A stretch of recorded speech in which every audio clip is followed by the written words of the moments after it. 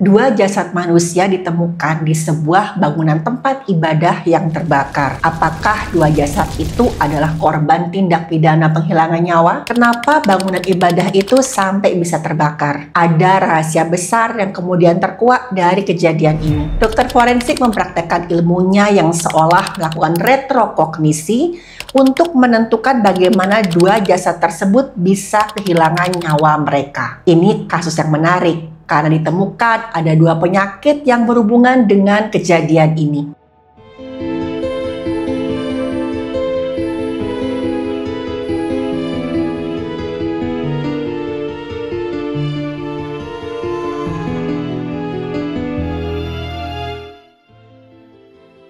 Halo, saya Dr. Stefani. Saya seorang dokter spesialis forensik dan mediko-legal, dan saya belajar dari yang mati. Ada beberapa konten video di YouTube yang menunjukkan tentang satu hal atau kemampuan yang namanya retrokognisi. Retrokognisi adalah kemampuan seseorang untuk melihat kejadian di masa lalu. Nah, seringkali metode ini tidak menggunakan sumber informasi yang umum digunakan. Misalkan kayak ingatan, catatan sejarah, atau bukti fisik. Retrokognisi ini berhubungan erat dengan yang disebut residual energy. Ada teori yang mengatakan misalkan ada peristiwa yang melibatkan emosi yang kuat seperti konflik, kegembiraan besar, atau bahkan tragedi, maka akan meninggalkan energi di tempat tersebut. Energi inilah yang disebut dengan residual energy. Orang dengan kemampuan retrokognisi katanya dapat merasakan residual energy tersebut. Mereka dapat melihat atau bahkan seakan-akan mengalami kembali peristiwa yang terjadi di suatu tempat. Teman-teman tahu nggak? Kalau dokter forensik juga bisa melakukan satu hal seperti retrokognisi. Tapi tentu aja, retrokognisi yang dilakukan oleh dokter forensik jauh berbeda dan tidak sama dengan retrokognisi seperti yang saya sebutkan barusan. Dengan menggunakan ilmu kedokteran forensik untuk memeriksa jasad, dokter forensik itu seolah-olah bisa melihat kejadian di masa lalu. Seperti kasus ini yang terjadi di tahun 2019. Di mana ada dua jasad misterius di bawah sebuah tempat ibadah. Dua jasad tersebut ditemukan setelah tempat ibadah tersebut mengalami kebakaran hebat dan terpaksa harus dibongkar. Kira-kira itu jasad siapa? Apakah kedua jasad itu adalah korban penghilangan nyawa? Kedua jasad itu ditemukan dalam peti jenazah yang disebut dengan sarkofagus. Sarkofagus adalah peti jenazah yang digunakan beberapa orang di masa lalu. Kalau teman-teman ingin melihat bentuknya, teman-teman bisa melihat film-film bertema sejarah peradaban kuno. Misalkan contohnya itu The Mummy. Untuk lebih jelasnya, sarkofagus adalah peti jenazah berukuran besar yang terbuat dari batu kapur. Sarko berarti daging dan fagus berarti memakan. Sarkofagus dianggap sebagai pemakan daging karena batu kapur itu diharapkan bisa membantu mempercepat proses pembusukan jenazah. Batu kapur ini adalah batu yang sangat berpori sehingga udara, uap air, dan bakteri bisa masuk ke dalam peti. Saat tubuh mulai membusuk dan menghasilkan cairan pembusukan, maka cairan ini akan menguraikan batu kapur. Karena bakteri yang ada di cairan pembusukan itu sangat suka dengan batu kapur yang mengandung banyak sekali mineral. Sarkofagus sendiri punya beberapa desain yang cukup unik. Karena selain untuk menaruh jasad orang yang sudah sarkofagus juga menjadi cara untuk mendokumentasikan sejarah hidup mereka. Misalnya, kalau seorang raja dimakamkan di sarkofagusnya nanti akan ada ukiran-ukiran yang menunjukkan cara beliau dulu memimpin. Bukan hanya di dalam sarkofagus. Ukiran-ukiran tersebut juga bisa kita temukan di beberapa bangunan di masa lalu. Misalnya di bangunan-bangunan tua yang tersebar di beberapa wilayah di Indonesia. Dan biasanya ukiran-ukiran tersebut nantinya akan diteliti oleh ahli sejarah dan budaya. Sedangkan jasad yang ada dalamnya akan diperiksa menggunakan antropologi forensik. Antropologi forensik adalah cabang ilmu forensik yang mempelajari kerangka manusia. Tujuannya untuk membantu proses identifikasi seseorang. Contohnya, dari tulang tengkorak kita bisa mengetahui perkiraan usia, jenis kelamin, dan ras dari seseorang. Dari tulang panjang seperti tulang gerak bawah, bisa diperkirakan berapa tinggi badan orang tersebut. Tanda-tanda kekerasan juga bisa kelihatan dari kerusakan yang ada di kerangka manusia. Dan informasi yang didapatkan dari hasil pemeriksaan akan digunakan untuk investigasi hukum atau arkeologi. Oke, balik ke jasad yang ditemukan di rumah ibadah yang terbakar tadi. Jasad pertama yang ditemukan adalah jasad seorang pemuka agama yang meregang nyawa di usia yang diperkirakan itu 83 tahun. Kira-kira apa ya yang terjadi pada pemuka agama tersebut? Kenapa jasadnya bisa ditemukan di rumah ibadah? Disinilah dokter forensik menggunakan ilmunya untuk melihat apa yang terjadi waktu si jasad meregang nyawa dengan cara memeriksa tulang-tulangnya. Jadi jasad manusia akan membusuk sehingga menjadi tulang dalam waktu 2-3 bulan. Lihat warnanya, semakin tua usia tulang itu maka warnanya akan semakin gelap. Ini disebabkan paparan lingkungan seperti tanah atau sinar matahari. Selain itu tulang yang sudah lama juga akan semakin rapuh. Pemeriksaan yang lebih spesifik bisa dilakukan dengan uji lab. Kandungan kolagen pada tulang akan menurun seiring berjalannya waktu. Sehingga lama-lama tulang akan menjadi rapuh dan mudah patah. Uji laboratorium bisa mengukur kadar kolagen dalam tulang untuk memperkirakan usia tulang tersebut. Pemeriksaan laboratorium yang lebih canggih juga bisa menentukan usia tulang yang lebih spesifik. Contohnya, analisis kerusakan DNA pada tulang dan analisis radiokarbon. Analisis radiokarbon dilakukan untuk menentukan jumlah karbon 14 yang masih tersisa di dalam tulang. Selain menentukan waktu si pemuka agama ini meregang nyawa, para ahli juga menemukan sesuatu yang lain dari jasadnya ini. Diketahui sang pemuka agama mengidap penyakit asam urat yang cukup parah. Kok bisa ketahuan? Penyakit asam urat atau gout arthritis adalah peradangan sendi yang disebabkan penumpukan kristal asam urat di sendi-sendi tubuh. Pada kerangka akan terlihat kelainan yang khas, bentuknya tuh seperti lubang kecil yang tajam dan berbatas jelas di tulang.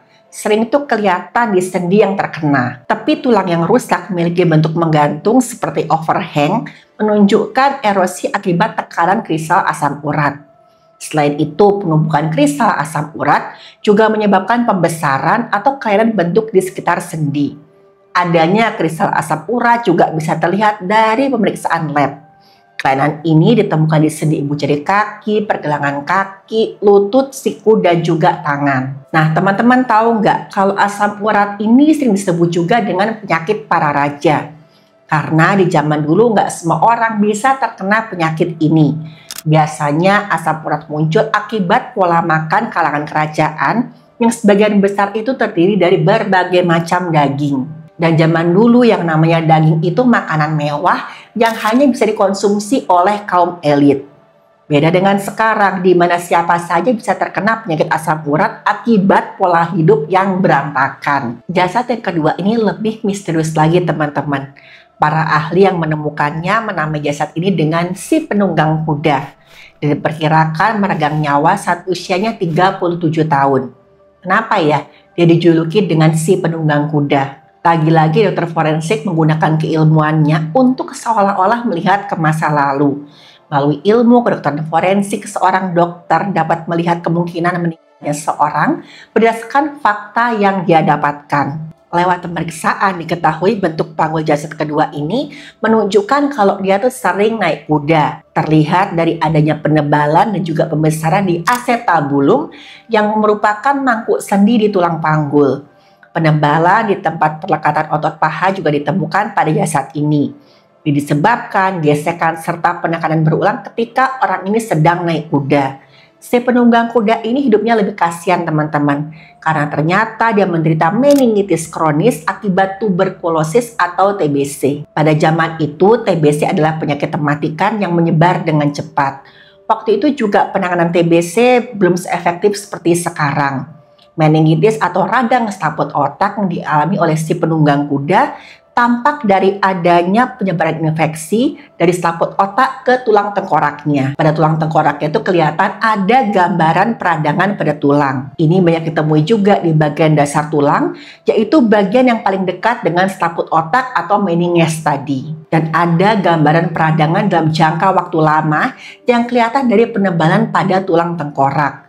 Setelah dilakukan uji DNA, masih bisa ditemukan adanya DNA dari bakteri Mycobacterium tuberculosis. Para ahli forensik mengatakan kalau si penunggang kuda ini adalah orang yang punya ketahanan tubuh luar biasa. Bayangin aja, dengan penyakit TBC yang saat itu masih merupakan penyakit berat, dia masih bisa menunggangi kudanya. Dan kemungkinan besar ini adalah salah satu penyebab kenapa si penunggang kuda dimakamkan di tempat ibadah tersebut. Biasanya orang-orang dimakamkan dalam tempat ibadah adalah orang-orang yang sudah berusia lanjut. Tempat ibadah di mana kedua ditemukan itu usianya sampai 800 tahun. Ada keyakinan bahwa dimakamkan dalam tempat ibadah adalah suatu kehormatan. Karena bangunan tersebut adalah pusat kehidupan spiritual dan juga kehidupan sosial. Jadi si penunggang kuda dianggap orang dari kalangan terhormat di masa itu. Teman-teman, penemuan ini memberikan gambaran tentang kondisi kesehatan dan juga gaya hidup orang-orang di ratusan tahun yang lalu. Dua jasad ditemukan ini diperkirakan hidup di abad 17 sampai 18. Mereka berdua jadi cerminan orang-orang dari kalangan terhormat di masa itu. Sang pemuka agama diperkirakan meregang nyawa saat usianya 83 tahun. Padahal di pertengahan abad ke-18 diketahui kalau angka harapan hidup di sana itu hanya sampai 25 tahun. Bahkan lebih dari separuh anak-anak itu hidupnya nggak sampai lebih dari 10 tahun. Penyebabnya antara lain epidemi penyakit, kelaparan, dan juga standar kebersihan hidup yang sangat rendah di kalangan menengah ke bawah. Tentu aja teman-teman, angka harapan hidup orang-orang di kalangan elit jauh lebih tinggi. Contohnya di kedua sosok ini. Tapi pada kasus si pemuka agama ini, umur panjangnya bukan karena dia terhindar dari penyakit dan menjauhi pola hidup yang buruk. Seperti yang saya sebutkan sebelumnya, si pemuka agama ini terkena penyakit asam urat. Penyakitnya muncul karena penumpukan kristal asam urat dalam tubuh yang sering disebabkan oleh pola makan mewahnya tadi, yang banyak daging-dagingan. Adanya kerusakan di persendian akibat kristal asam urat menunjukkan bahwa semasa hidupnya sang pemuka agama ini merasakan nyeri yang sangat hebat karena penyakitnya ini. Sementara itu, kehidupan si penunggang kuda hampir sama dengan si pemuka agama. Dia memang bisa hidup di usia yang bisa dikatakan ia cukup panjang lah di masa itu. Tapi si penunggang kuda juga menderita penyakit tuberkulosis yang menjalar hingga tulang dan juga selaput otak. Penyakit ini yang juga kemudian merenggut nyawanya. Di sisa hidupnya, si penunggang kuda tidak hanya berjuang melawan penyakit yang mematikan di saat itu, tapi dia juga merasakan nyeri luar biasa di sekujur tubuhnya. Mungkin banyak orang menganggap si penunggang kuda ini meregang nyawa dengan cara yang terhormat.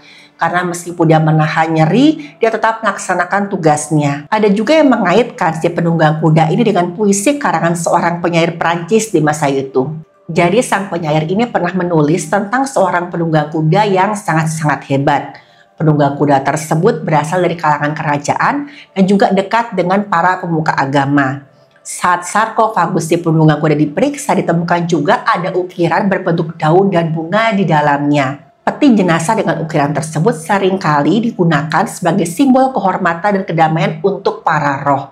Orang yang mendapatkan penghargaan semacam ini sudah pasti nih berasal dari kalangan yang dianggap kalangan terhormat. Di syair juga disebutkan kalau si penunggang kuda mengalami badai yang mengaburkan pikirannya.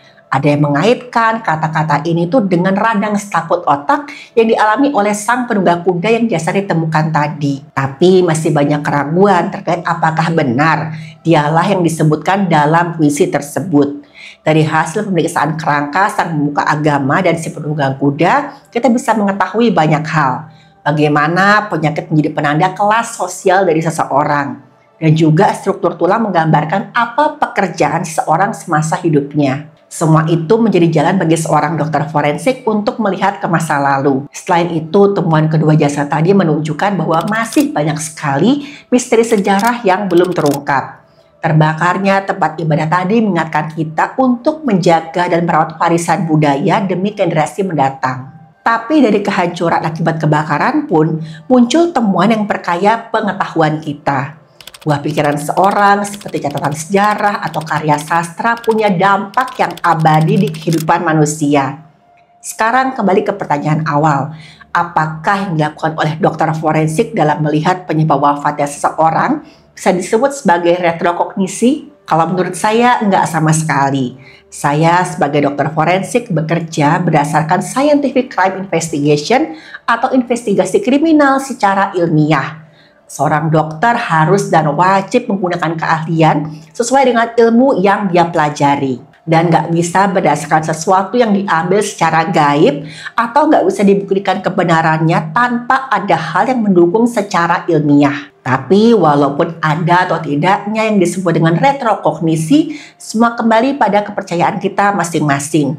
Sebagai manusia, saya terus belajar untuk saling menghargai pendapat. Video ini saya buat karena menurut saya kasus ini tuh sangat-sangat menarik dan juga banyak terdapat fakta medis yang bermanfaat untuk kita semua. Tempat ibadah yang saya maksud di video ini adalah sebuah katedral di Notre Dame. Melalui video ini saya mengajak kita untuk sama-sama belajar supaya kita semua bisa melihat sesuatu dari sudut pandang yang logis.